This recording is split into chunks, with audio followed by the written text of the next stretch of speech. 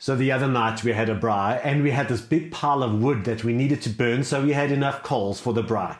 And then when we were finished, it was still cold outside, and so we wanted to revive the braai. So we put some wood on, but because the embers had gone right down, we really needed to work hard to get this wood to come back to life.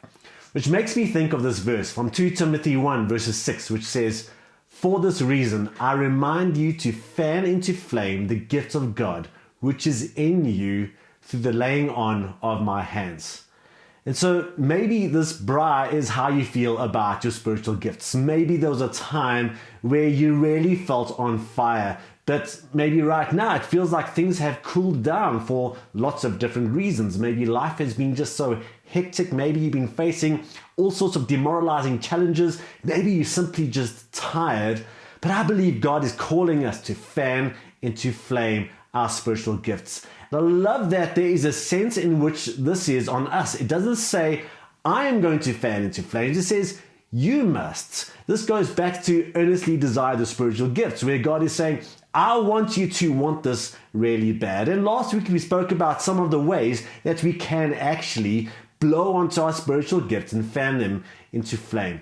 Now, you've had 2 weeks to spend some time with the Lord on the servant profile, praying about things, reflecting on how God has made you. And part of fanning into flame is having the encouragement of those around you. If we had more people blowing onto the embers, we would have a greater fire growing, and we need that around us.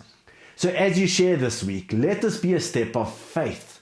Here's how I believe God is wanting to work through me, and we're going to have an opportunity for others also to speak into the life of me and me into others.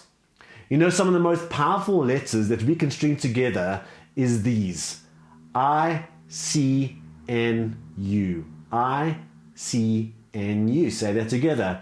I, C, N, U. I, C, N, U. You see, sometimes we need others to encourage us, to fan into flame what's going on. And they can say to us, listen, what I see in you is. So we're going to have an opportunity this week that the Lord will breathe into us through the encouragement of others. And I really pray that as a result, we come out with a faith and a life to once more become a source of God's life to others as our spiritual gifts are fanned into flame.